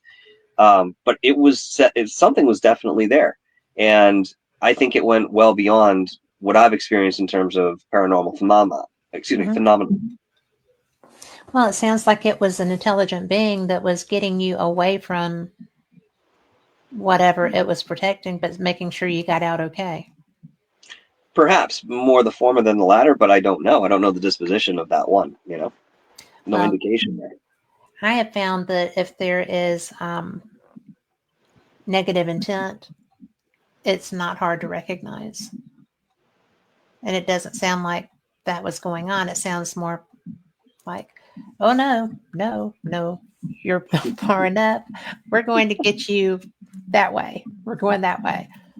And I've Well, had that happen too. that's the case. I mean, I can't say it was helpful. I didn't really feel anything in terms of that direction. It was only the absence of that entity wherein we kind of figured out where we were going. But certainly, I think we wandered into an area that we were not welcome in. And perhaps, this was one that was surveying, Mm-hmm. how far we might be going, or, trying to figure out our intention being there. It's possible. I mean, sometimes these things do mask their true intention, and you see them as one thing and then realize very quickly that that's not what it was, what it is.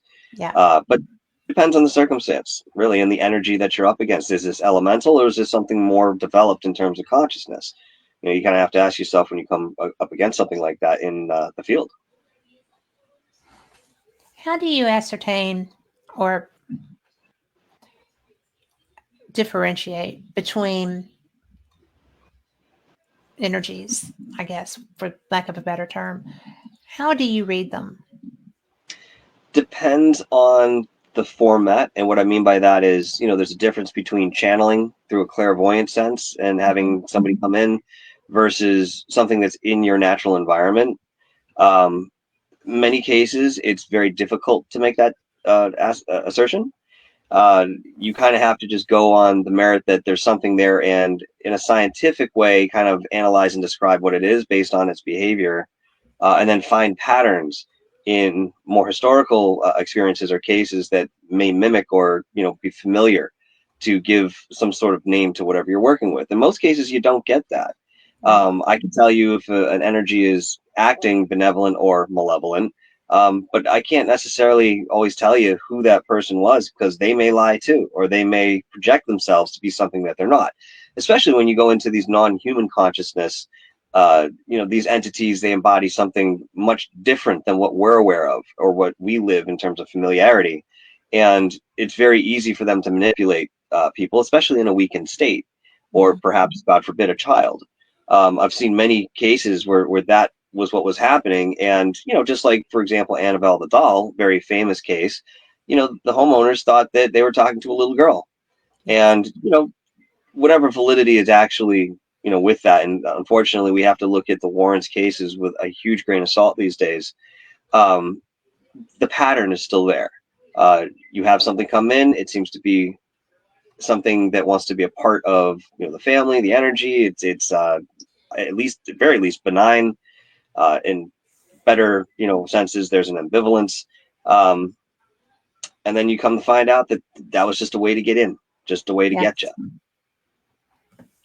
And it seems that when that is the goal, they're very good at that. I Oh yeah, mean, they're the first, but the they do.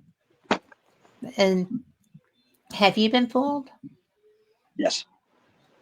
Uh, in different ways, believe it or not. I can tell you that in my experiences, I've had two non-human entities follow me home. Uh, both of them lasted for about 3 months independently of each other. Even though they were sort of consecutive, they were separated by about 6 to 7 months. And the first entity I was aware of. I knew that it was on the grounds.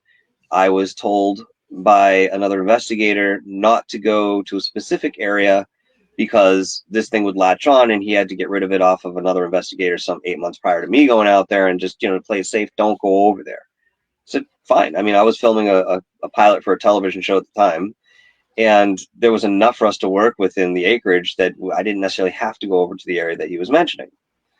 So I went out to this location, did the investigation. I had two guys with me, and this thing came to us. And I'm not going to sit here and tell you that it didn't have anything to do with me or certain provocation. There was a point where I started getting frustrated, and I don't know why, because that's not typical of being on an investigation. I generally am very patient. If you're not getting any results, that's fine. We do something else, try it again, whatever. You just accept what you get.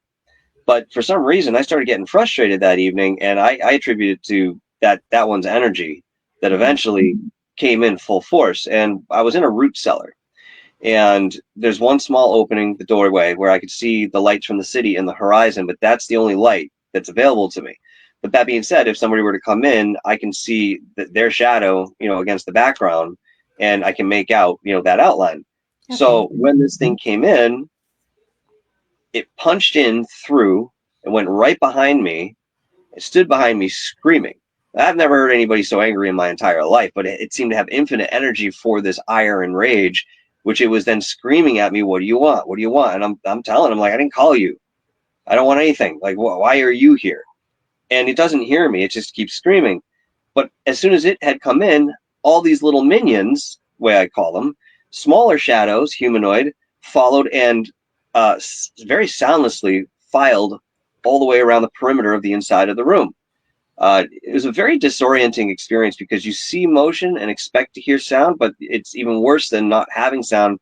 It's the deep intentional absence of that sound, which is much more unsettling than sitting just in a quiet environment. So I decided to take a break. I went out, and one of my investigators joined me, and he actually heard the thing walking around. And I didn't audibly hear that, but he was telling me that that's what he heard, and he didn't want to be there anymore. And I said, well, at very least, we can go back into that root cellar and get our stuff. Like, this is not what we do. And back then, I'm talking 2007, 8. I had taken up the disposition that I would yell at my other investigators if they decided they didn't want to do something. You know what I mean? When it came to being scared, Right. much the way that we understand who Zach Bagans is today. But back then, I thought there was something to that sort of conduct. Well, there wasn't. You Um, learn. yeah, and I learned very, very hard, let's put it that way, because as we, stayed there for another 20 minutes, by the way, time was non-existent while I was there. I entered a completely different space where time did not have any relevance. So, what felt like 2 hours might have been 10, 20 minutes and vice versa. It was a very strange space to be in. I get in the car with my other investigator and we're driving out, and I look at him and I say, I don't feel right. He goes, yeah, man, that was a really weird experience. And I'm like, no, something's wrong. He's like, oh, well, I don't know what to tell you, man. I'm like, yeah, me neither. So he drops me off at home, and As soon as I get home, that's when it all began. Like, this thing was with me, and it was in my mind's eye. And anytime I would close my eyes, I could still see it. So sleep was pretty much off the table at this point. And when I was able to get to sleep, it would uh, enact some sort of sleep paralysis that would startle me up, and I would never be able to get any sleep. And this went on for, as I mentioned, a few months. Um, it drained me. It took everything out of me. It affected family members. It affected friends that were around me. It affected the job that I had. Anything that you can imagine this thing would touch that you hold dear or have some sort of energy that you've invested in life, it had a finger in.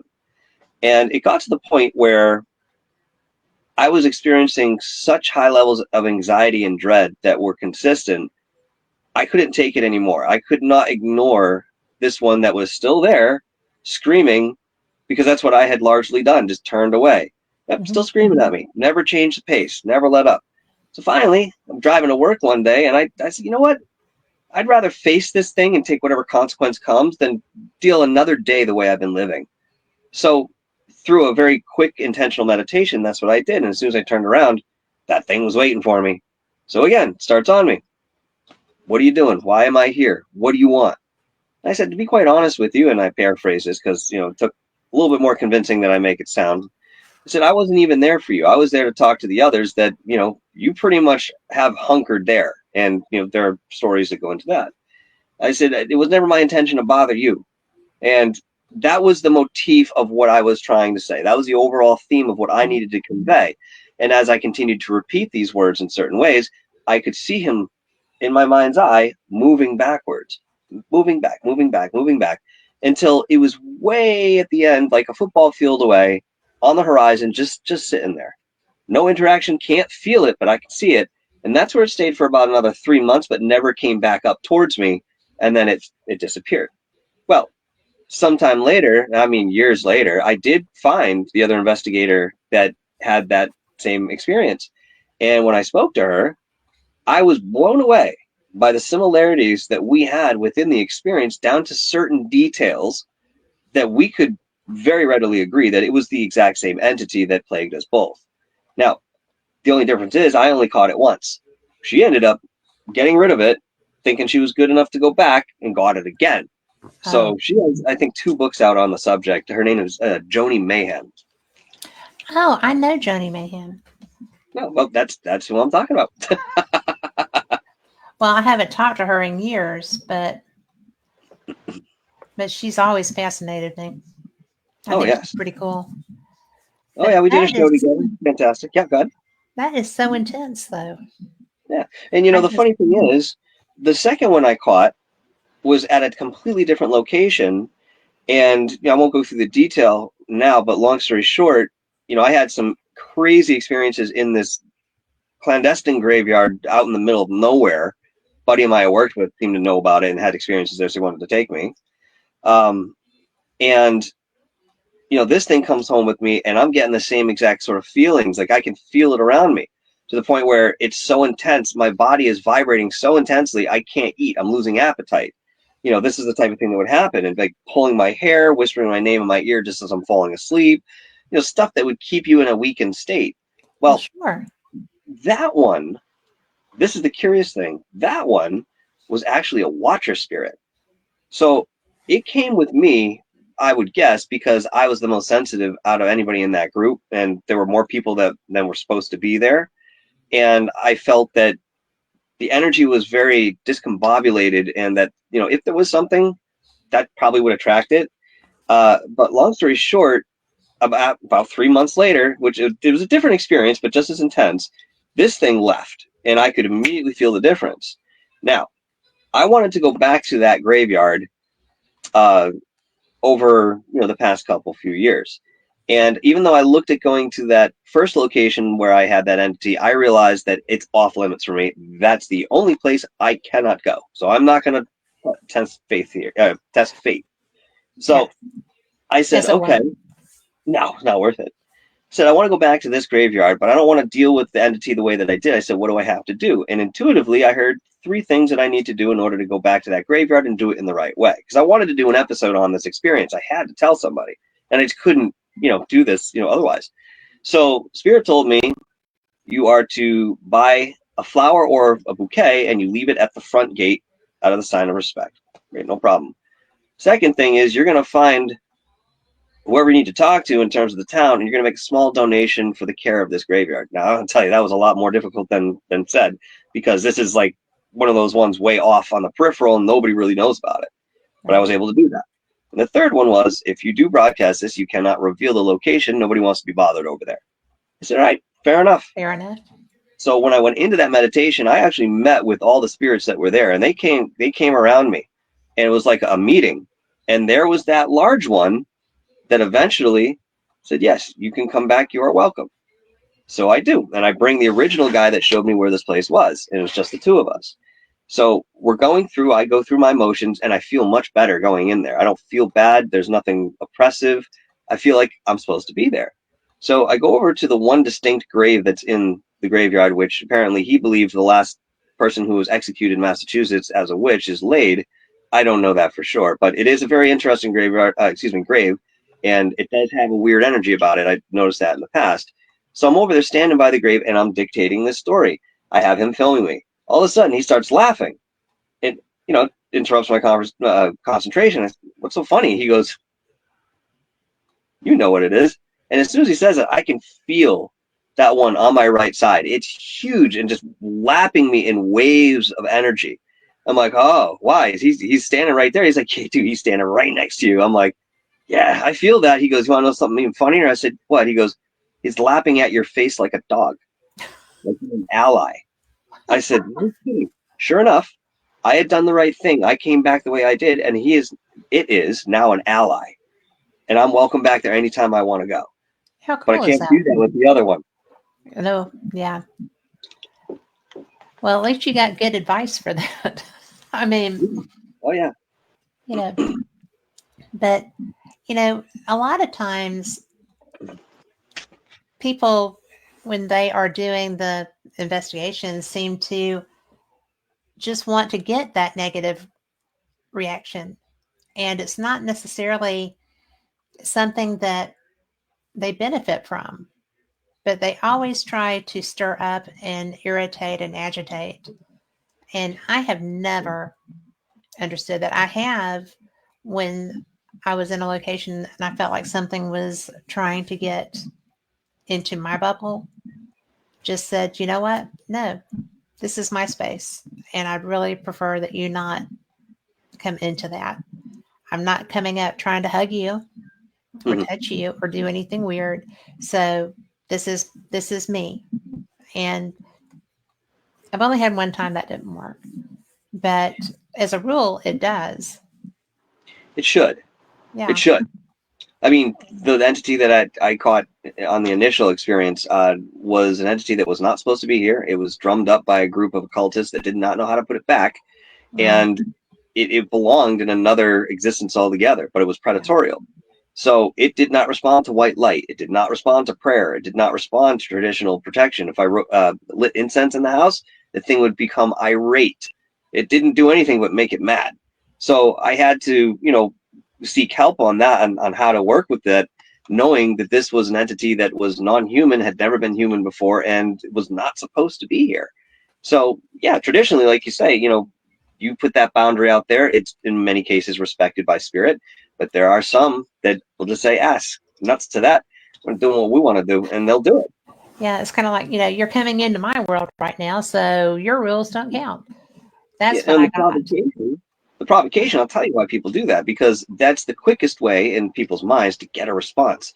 If you go into a crowd of people and you start calling somebody a mother effer and this and the other thing, guess what? Someone's going to be talking to you real quick.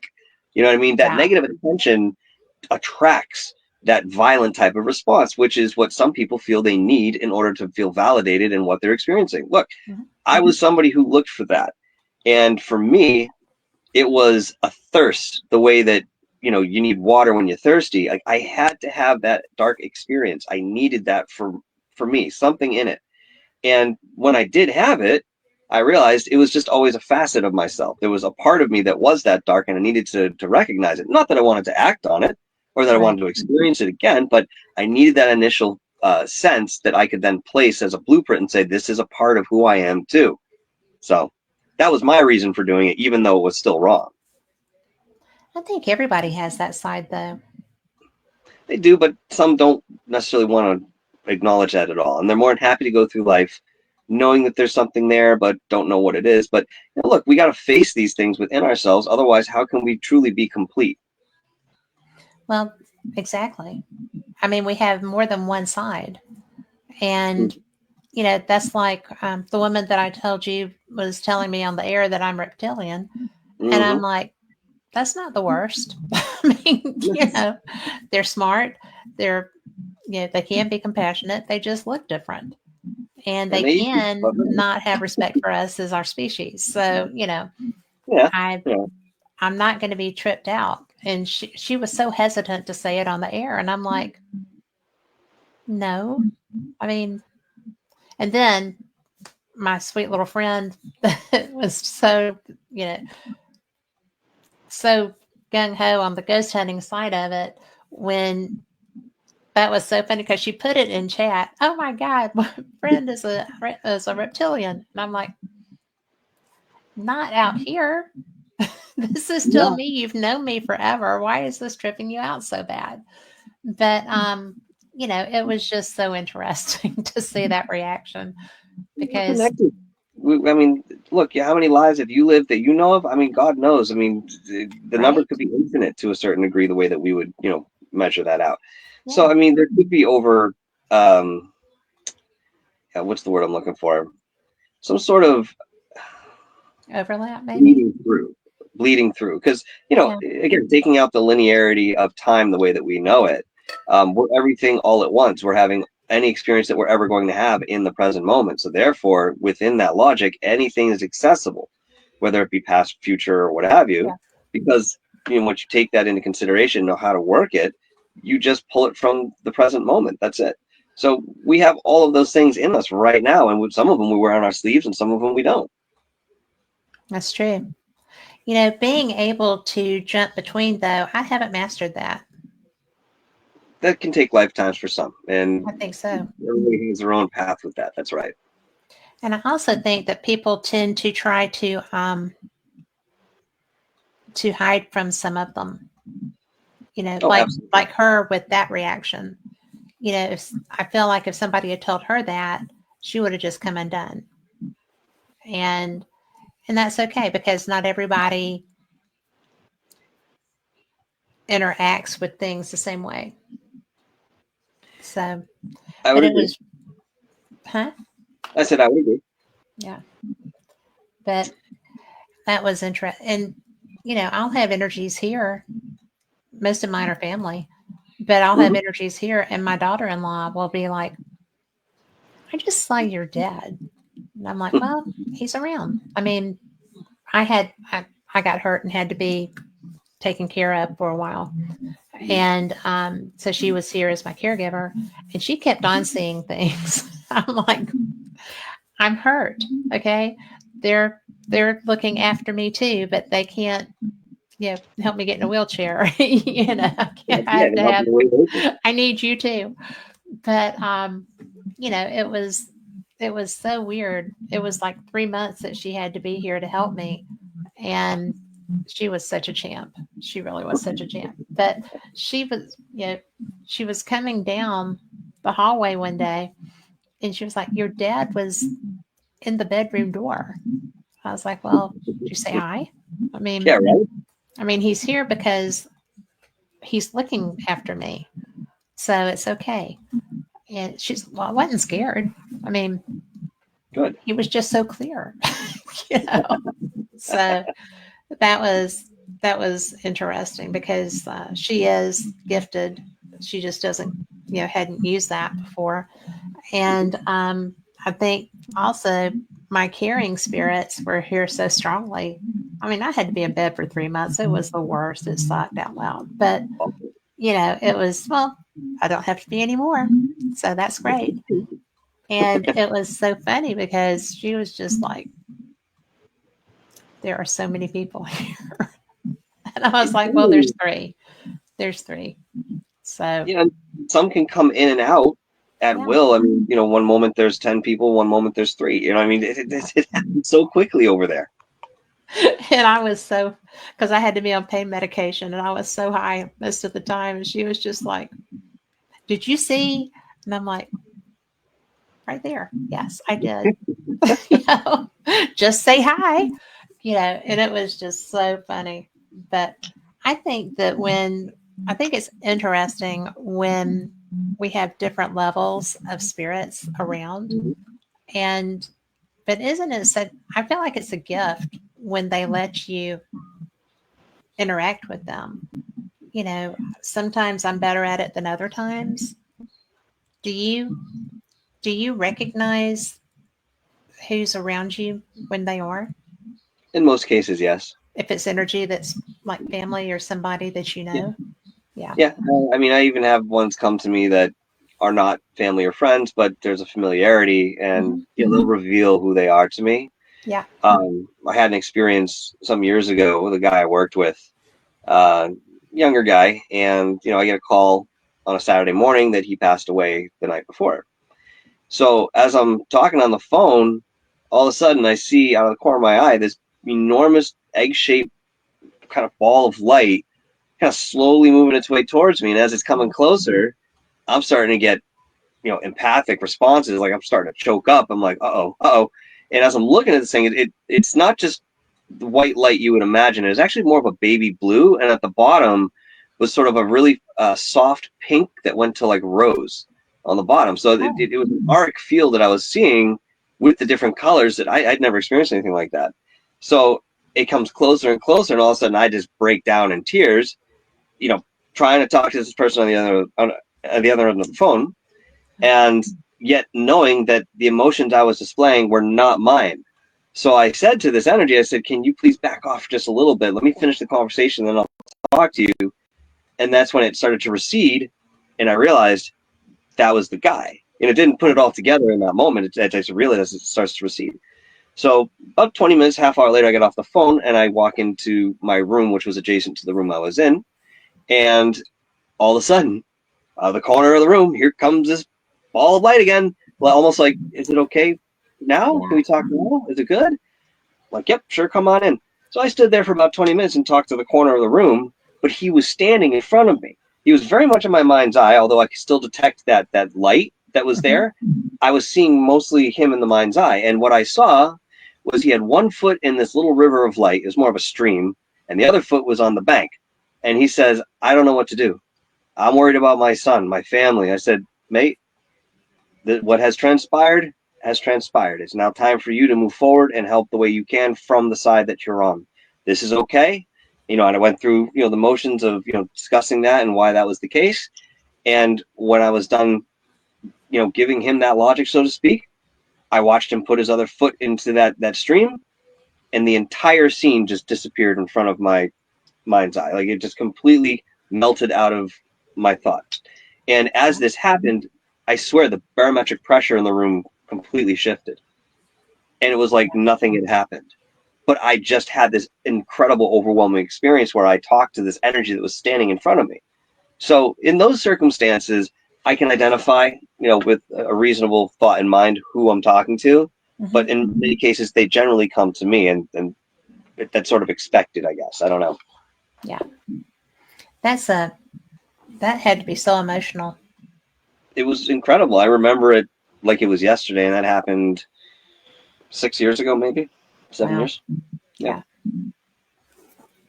Well, I don't even know where to go with you next. This is this is such a fun conversation. But, I didn't realize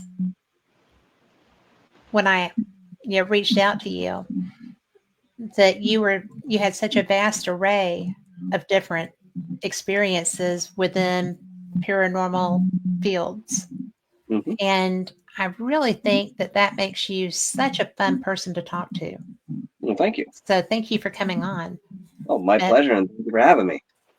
well, I've got a feeling that I could probably have you several more times and never run out of things to talk about. That's a lot of fun. I If I mean, had $1 for every time I heard that, I wouldn't work. No, I'm what kidding. else? See, that's the beauty of this type of conversation. We don't Yes. have to stay streamlined on one specific thing, and even if we did, there are tendrils of detail to explore. Hmm. All of the stuff in paranormal, esoteric worlds connects one way or another, and one Yes. place leads here, another place leads there, and you can always come back to a central point, but you can explore so much ground just because of the nature of what this is. I know. And people get so locked in, paranormal people, we're ghost hunters, or I do cryptids, or you know, ufologists. Hmm. And all of those worlds are so interconnected that sometimes and I do know that some people do have things that they're better at or that they enjoy more. And I mean, I'm not a big into the woods to go find something that can eat me. Um, that's not necessarily Bigfoot, right? Because you're in the woods at night. Around here, anyway, we've got all kinds of things that can, rock your world right off the Hmm. face of the planet. So, I'm not a big, you know, go hunting person. I like being in a structure because usually it's me and another woman that are doing our investigations, and there's places that are not quite as safe as others. So you really need I would to make understand. sure that you're safe with that. And I don't know, I like the UFO side, and I like your take on Montauk because I've really never talked to anyone about that, and I appreciate you bringing that to the table. I was I was surprised that we started off with that, but it's so interesting to me. I've read about it my whole life, I and just feel a lot of people know about it. Like you've heard about it, you've read about it, but mhm, that's where it ends. You know what I mean? yeah, when I actually loved when oh, that Stephen King book, oh, The Mist, when they're across from the test, and there's testing going on, and the character feels like that's where that came from, that they ruptured something in time. Hmm. And, the book did. I don't know what the movie did. I didn't see it yet. I don't go to movies very much, not scary ones. But and I didn't really want to see the supermarket scene. So I was like, I'm good. But it just amazes me that they can make movies about that and people get all wigged out and stuff. But if you try to have a conversation with people about that, they're just like, no, nah, that's not it. And it's like that's such a strong possibility of what exactly happened. You Yeah, know, I mean, that to could, me, it's all intellectual. If you want to find out, just go down that rabbit hole a little bit, and you'll yes, have enough to think about and come to your own personal intellectual deduction. In many cases, that's what we have to do. That's what we're offered. But yes, strength in numbers in terms of knowing something happened, and when people put a focus on something like this, it grows in its intensity. And we've seen this with paranormal fields as well. I mean, somebody focuses on a house. Next yeah, thing you know, they realize this house is being haunted. Well, maybe there was some activity, but now that the entire world is now focused on the house, that activity ramps up significantly. So yeah, the same could be said about anything that we work with in terms of black projects, because they don't just encompass the physical nature of things. They often go off into a completely different direction that hmm, is largely unexplored by the common person. yeah, And as long as we're stuck in limiting belief systems and modalities that don't actually serve us as what human beings are, we're always going to come into conflict with the progression of any sort of thought that goes into different side worlds of esoterica. It's it is. inherent, you know. It is. And yeah, I have had so much fun with this conversation. I don't I don't even know what else I want to talk to you about, but I know that I'm going to have a list by the time we get off of here. So at Of some course, point, expect an email or a that's fine. message because I would like for you to tell people how they can find you before we get too much farther along because you're really everywhere Mhm. and your interests are so broad that I think that anybody would be fortunate to be able to have a conversation with you. Well, thank you very much. I appreciate that. Pretty, You can certainly find me on Dark Hour Paranormal. That's exclusive to YouTube right now. People keep telling me to branch out with that. I'll get there. But right now, you can find me on YouTube. Again, Dark Hour Paranormal. I'm also occasionally on with Third Phase of Moon. I manage Dr. J Radio Live's channel. At one point, I was looking into being more active with Dark Matter Digital Network, which was the late Art Bell's production network. I think that's sort of waned in certain ways, but I still have friends who are active in the news section of that, so that's kind of cool. I'm always over at GoofOn. If you guys are familiar with that. If not, check them out. Yeah, I mean, really, Dark Hours where you're going to find me most predominantly, but you will see me in many different areas, you know, going with the archaeology side of things that we're working on. I mean, there's so much in the works right now that we're just going to see iron out over this year, so keep your eyes open. well, I will. I'll keep my schedule open for when you have something that you want to come and tell us about that we didn't get to cover tonight. That sounds good to me. I'll reach out, and if you get something before you hear from me, let me know. All right, certainly. I would Thank you love so that. much. Well, Yeah, absolutely, we'll do that. cool beans. Well, thank you for being here. I know that our listeners are probably just enjoying you to no end, and I appreciate your time. Oh, it's been my pleasure. I thank you so much for having me on. I always love sitting and having a conversation like this, especially with somebody who can carry it. And that's not always the case. And you did a fantastic job as a host, and that's all I could ever ask for as a guest anywhere. Well, thank you. I appreciate that because sometimes I wonder. You're doing just fine. I think everybody does. I mean, I research an awful lot. I love all of these topics, and when I can, I get in the field. I ghost hunted in Scotland last year and the year before, and so I'm going to Ireland to do that in September. So my husband, the first time, I just told him after I paid for it because he was like, "You can't leave the country," and I was like, "But I can. I have a passport." So, he was very wonderful about that. He didn't, get too irate for too long. But I just love going to see different places and, their UFO situations. I got to go to the Scottish UFO and Paranormal Conference and meet people there. That's why I went this year, ostensibly. But I just love getting to talk to people who have other experiences and ideas that open my mind. And you did that. Well, I'm glad to be of service in that way. I think that's what we're all here doing. And again, I said it before, I'll say it again. We're all in this trip together. Nobody's more special, and there are no experts in the field. So if you ever hear anyone say, "I'm an expert," Something to remember. Get lost. Yes. And don't go in the woods with them. Definitely don't go in the woods with them. Don't go in the woods with them. Don't go in the woods with anybody you don't know. But, okay. Well, thank you again. I appreciate you so much. And likewise, thank you. For everyone listening, we will see you next week. Paranormal Experienced is going to be fun. I'm going to have Jenny Davis Wednesday night, and then we will be back next week, same cat time, same cat channel, with Costa Macreas. So be sure and tune in. Those are both going to be really fun shows. Thanks for listening. Good night. Ciao.